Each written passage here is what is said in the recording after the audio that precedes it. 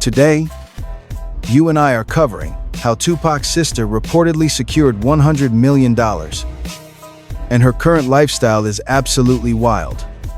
We are talking wealth, so completely disconnected from public expectations, that when our newsroom verified the details, the whole hip-hop scene went quiet. The massive properties, the silent moves she makes behind closed doors, and the elite tier she operates on with that type of generational wealth secured. As commentators, we can say nobody saw this coming. Zero people predicted her current daily reality. And once we lay out the complete picture, you will understand exactly why the whole industry is buzzing. But quickly, hit like and subscribe. And if you want to win in the rap industry, I dropped my ultimate guide into one ebook. I am breaking down how to build a fan base from scratch, how to make record labels offer you deals, and how to get paid in this business without even touching a microphone. And no, your chance is not gone. Critics claim the wave passed, but they are wrong. Fresh artists and smart hustlers blow up every single day. The winners are simply the ones taking action right now. It is only $39. That equals a few coffees for a master plan that will upgrade how you operate in music forever. Hit the link in our bio to grab it. Now, let's get back to the headline. So let us break this down. Today, our news desk is unpacking the complete story of Sekyiwa Shakur, how she landed $100 million from one of the heaviest legacies in hip-hop history, how securing that massive generational bag totally flipped her reality, and why the specific way she operates today has the culture completely frozen. Let's investigate. We need to start with Sekyiwa's actual background, since media outlets have ignored her narrative for decades. Sekyiwa Shakur is Tupac's younger half-sister, born right into one of the most politically active and culturally vital families in modern American history. Their mother, Afeni Shakur, was a known Black Panther whose fierce activism, intense legal battles, and sheer toughness built the foundation for the entire Shakur family identity. Being raised in that specific house meant growing up surrounded by heavy lessons on struggle, resistance, and deep purpose. It was far from a normal childhood, and Sekiwa never once told reporters otherwise.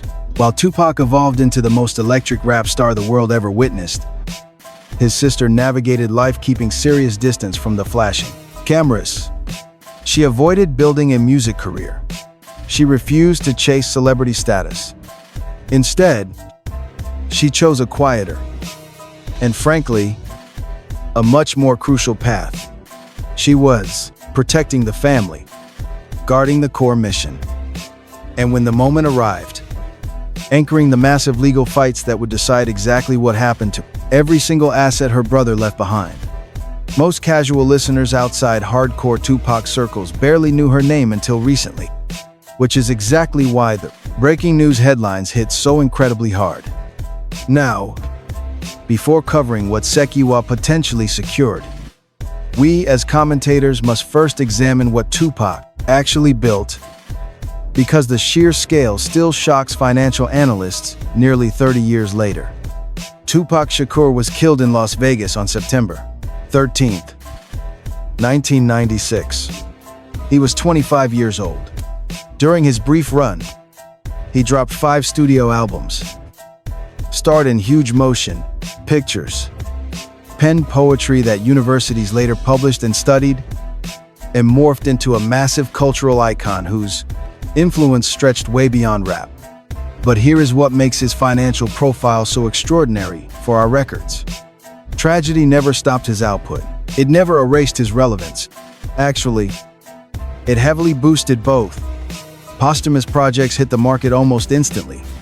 Death Row Records, Interscope, and later, his estate via Amaru Entertainment kept dropping fresh albums, compilation, and rare vault tracks that moved millions of physical copies around the globe.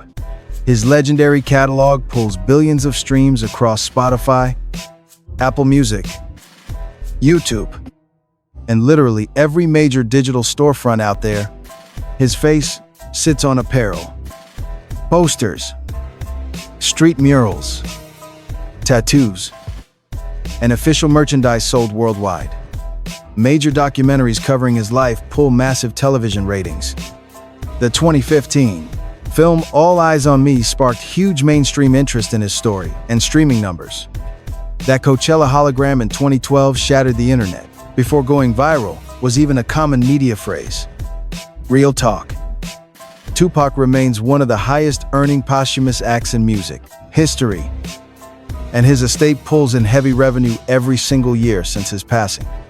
When reporters add up almost 30 years of music, royalties, licensing contracts, streaming checks, movie rights, publishing, and merch, we are looking at an empire that generated hundreds of millions in total gross activity.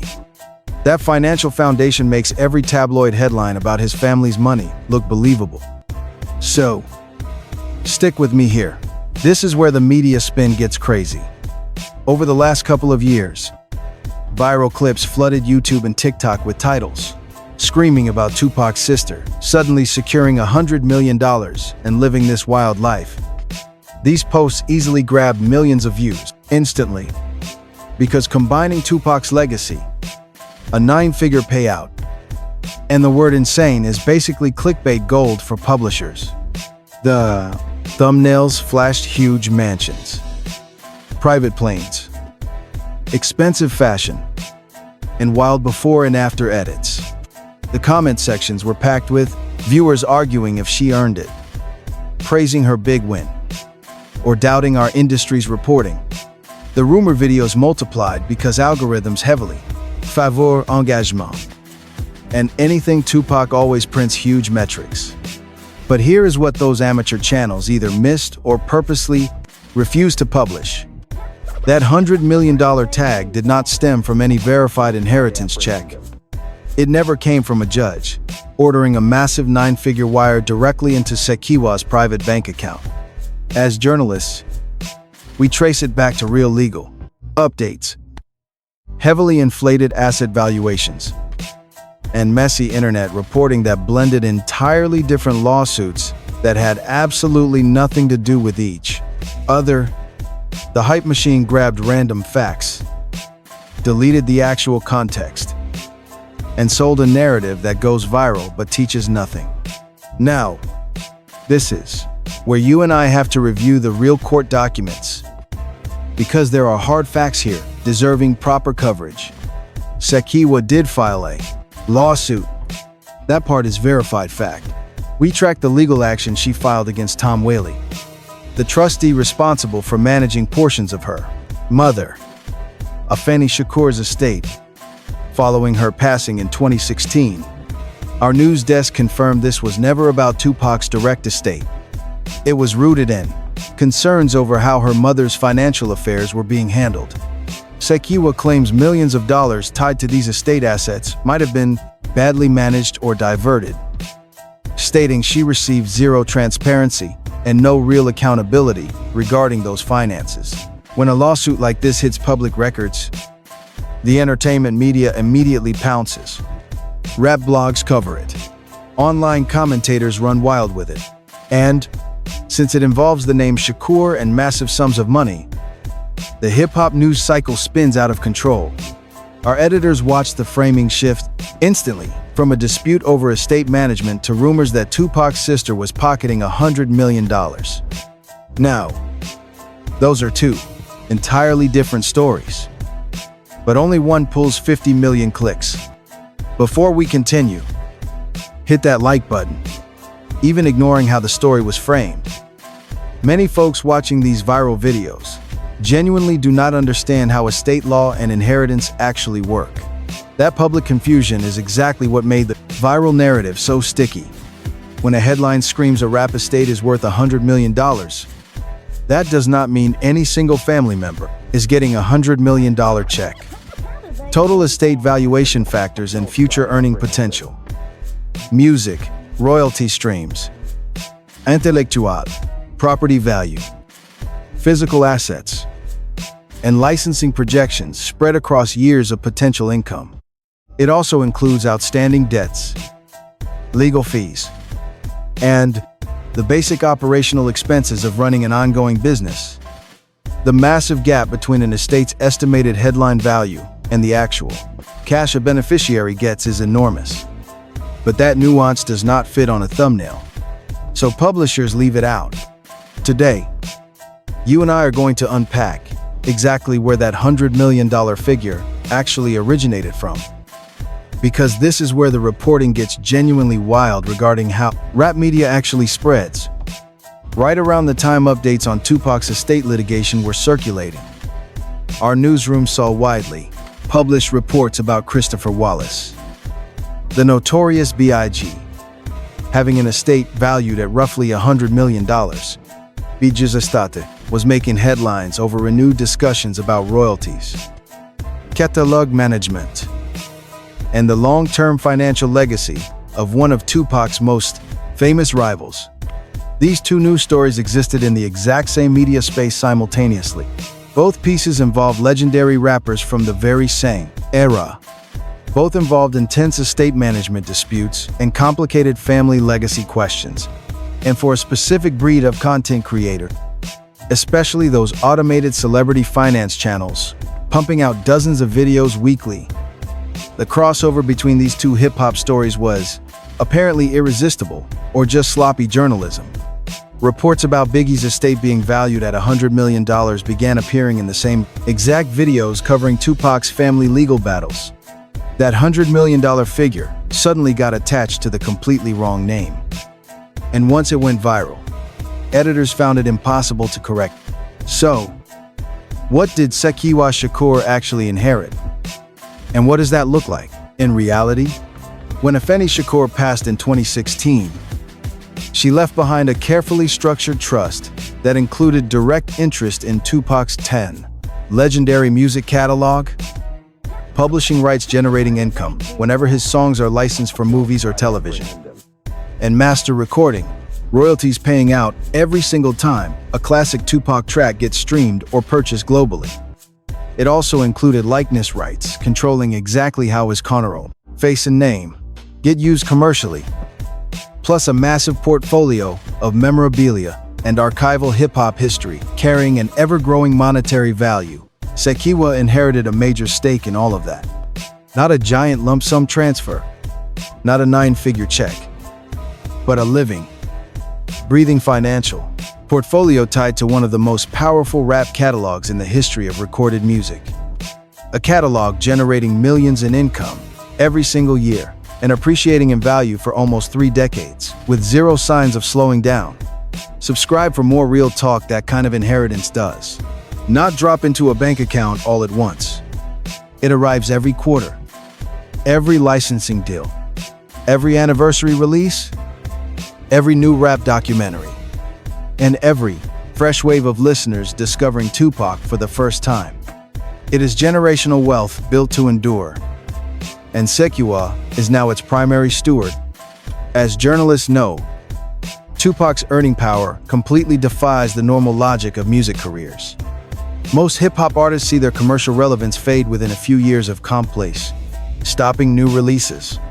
Tupac has been gone for almost 30 years and remains one of the most streamed hip-hop artists on earth. Tracks like Dear Mama, California Love, Changes, and Ambitions as a Writer keep accumulating hundreds of millions of streams annually. His classic vinyl records just keep selling. Anniversary editions of those albums continue being pressed and bought up fast. Every anniversary of his death sparks a new wave of news coverage and surging streaming activity. New documentaries are consistently produced and distributed globally. His iconic image keeps appearing in authorized merchandise drops and officially licensed products. And his timeless music keeps resonating with entirely new generations born long after he was gone. That kind of cultural staying power is incredibly rare and massively valuable. And it is exactly what makes Sekiwa's true inheritance worth so much more, over time, than any clickbait headline can capture. Stick with me. Let's look at how Sekiwa actually lives today. Because as an editor, This is the part that genuinely shocks readers. She is not doing what most folks do when generational wealth hits their accounts. There are no flashy reality television stints. No mainstream tabloid drama. No designer-heavy Instagram feed flexing wealth for the public. What she has actually built, instead, is a life of quiet comfort and clear intention. A lifestyle reflecting someone who completely understands what she is managing and has chosen to move accordingly.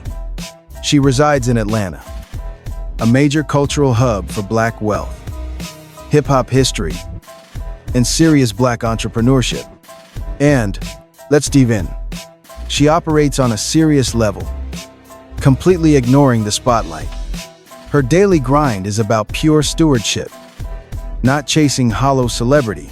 She oversees the massive assets of Tupac's estate, actively drives the charitable foundation her mother launched, and quietly stands as one of the most critical decision-makers guarding a hip-hop legacy worth hundreds of millions of dollars.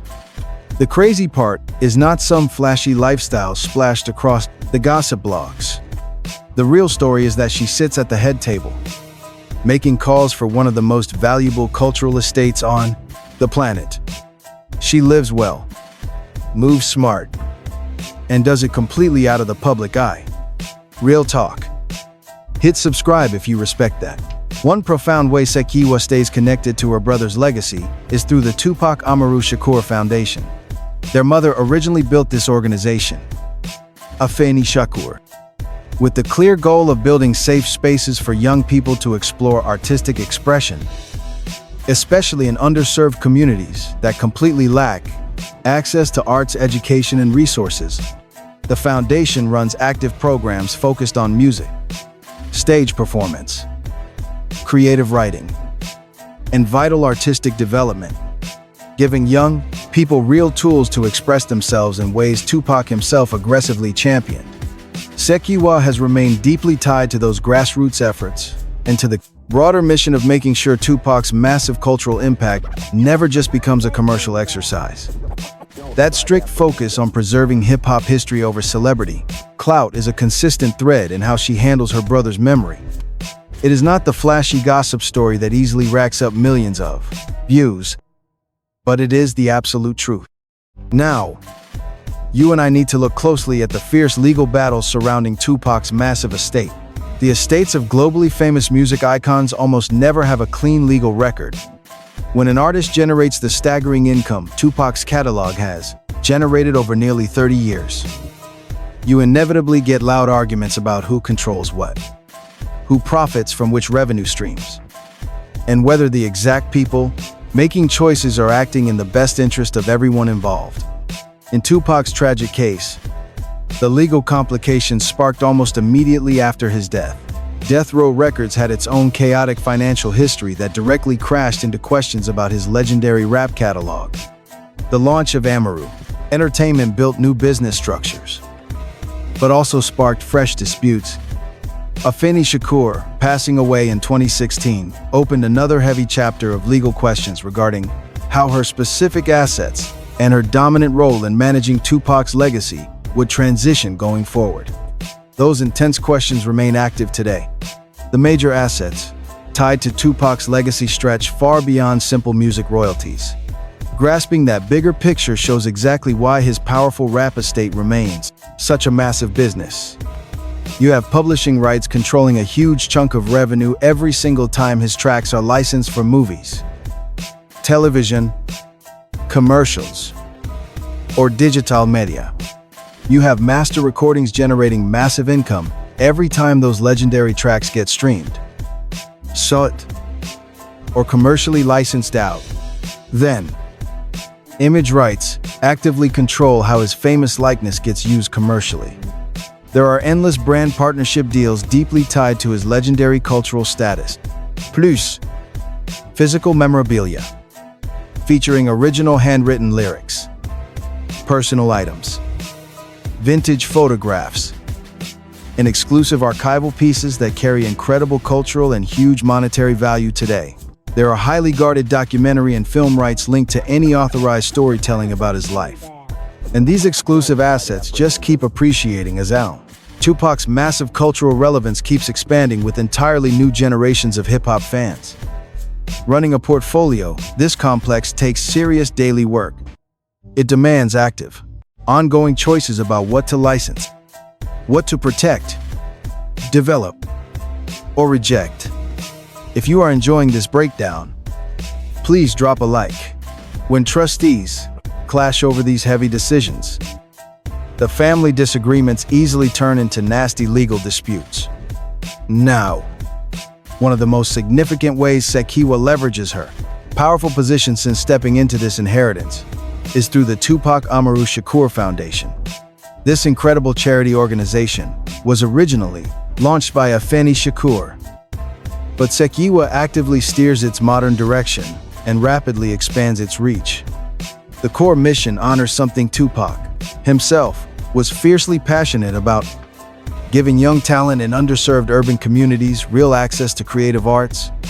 Today, the foundation runs programs in music, production, creative writing, stage performance, and fine visual arts. They are building out safe spaces where kids who normally have absolutely zero access to professional-level creative resources can actually develop genuine skills. Let me be clear. These are not token PR programs. They are structured, ongoing initiatives with serious infrastructure backing them. And the heavy financial weight of Tupac's estate has helped sustain and expand them over the years. Sekiwa has been incredibly intentional about ensuring the foundation reflects the full scope of who Tupac was. Not just the rap icon, but the poet, the activist, the young man who started with nothing and forged that pain into one of the most powerful artistic voices of his entire generation. That is exactly the true version of his legacy. She is fiercely committed to protecting. The foundation remains the clearest expression of exactly how she uses her influence to do exactly that. Here is what truly separates Tupac's cultural legacy from almost any other 90s rapper. And this detail matters for understanding why his massive estate keeps making global headlines decades later. His deep influence never stayed inside the narrow box of hip-hop. It exploded outward in ways completely unheard of. For a rapper who tragically died at 25, his raw poetry hit published collections that entered schools, libraries, and strict academic curricula. His sharp political commentary was taken totally seriously by top scholars studying modern resistance movements and social justice. His gritty acting in classic movies like Juice, Poetic Justice, and Above the Rim proved he was a legitimate acting talent, not just some famous rapper doing a cameo. His bold fashion sense completely shifted modern streetwear. His old interviews are still studied today as masterclasses in articulate, passionate advocacy. Globally, his iconic image dominates street murals, public art installations, and vital community spaces from South Central Los Angeles all the way to townships in South Africa. That level of cultural penetration across multiple decades and international borders is what elevates his estate above most standard entertainment businesses. It is never just about selling rap records. It is about guarding a genuine cultural institution. What do you and I make of this? Her role is absolute history. Subscribe for more deep dives. So, let's get into it. From the news desk, we see her most public moves, focusing entirely on making sure Tupac's image and his musical contributions are handled in ways that truly reflect the real meaning and intention behind his hip-hop legacy.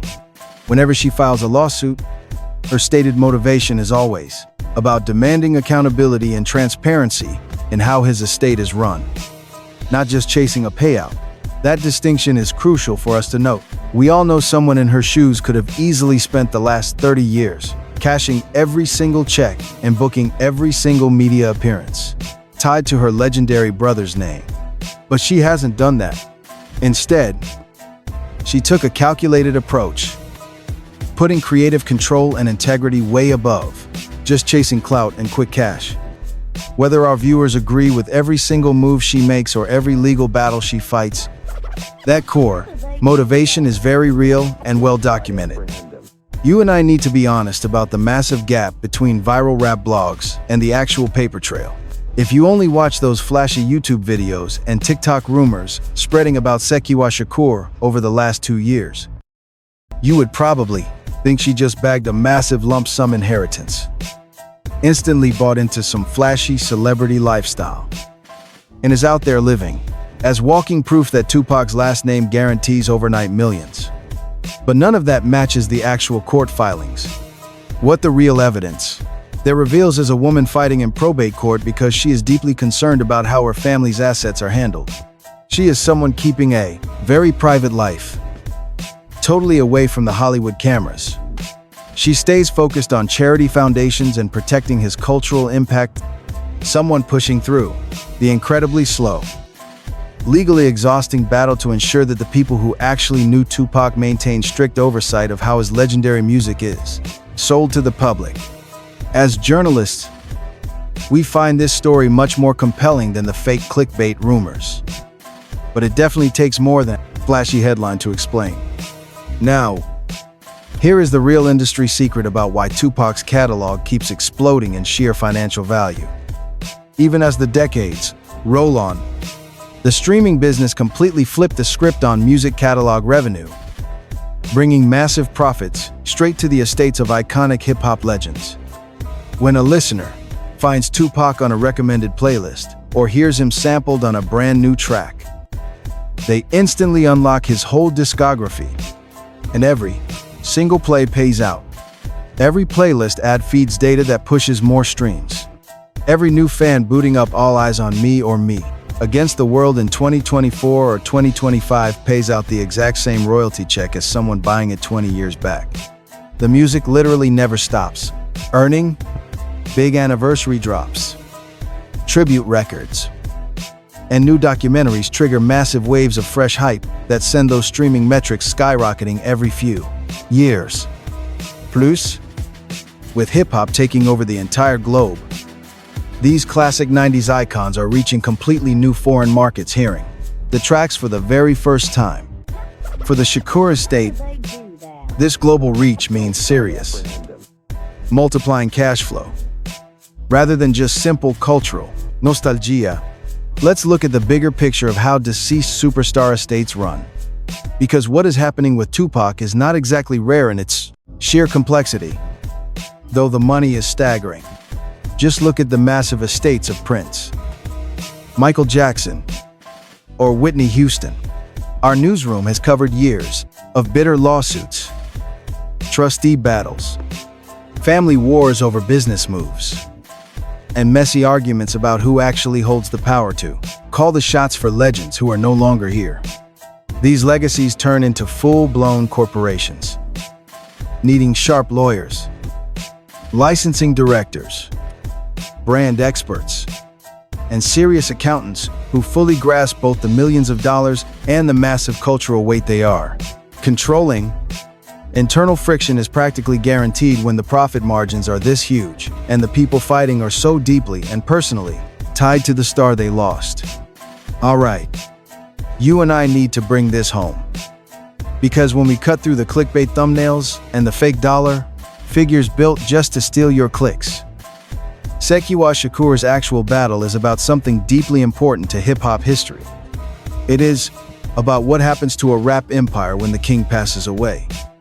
It asks who truly has the right to decide how that message gets packaged, sold off, guarded, and handed to the next generation. We are watching the clash between a billion-dollar music catalog and the deeply personal, cultural, and heavy emotional bond that the rapper shared with his actual family. Sekiwa did not just wake up and find a $100 million wire transfer waiting in her bank account. Her reality is far more complex, and honestly, a lot more impactful for the culture. She holds a highly contested legal duty to guarantee that one of the greatest legacies in all of rap history gets treated with the ultimate respect. And she is fighting that war in the courtrooms and through charities, living quietly off camera, entirely refusing to turn her legendary brother into just another cheap cash grab. Tupac has been gone since 1996, yet he remains one of the most famous musical artists worldwide. His classic tracks still reach new ears every single morning. His lyrics still hit hard in newsroom debates regarding race, systemic power, justice, and surviving the streets of America. His face still sparks street murals, tribute tattoos, heavy academic research, and massive live homages. His discography stands as one of the most insanely profitable assets in the entire history of the record business. And his blood relatives are still going to war to ensure it gets the elite respect it deserves. Those blogs screaming about a $100 million payout and a wild lifestyle are feeding you lies. That is barely scratching the surface. Here is the absolute truth from our desk with zero hype. Tupac's real legacy was never meant for a corporate balance sheet. It breathes through the beats, the hip-hop culture, and inside the daily grind of those refusing to let society forget his radical message. So, what do you think about how the Shakur estate has been handled over the years? Drop a like. Leave your take in the comments right down below. And if you want more investigative deep dives into the true stories behind rap's biggest icons and the families fighting for their legacies, make sure to hit like, subscribe, and tap that bell so you never miss our next major news drop.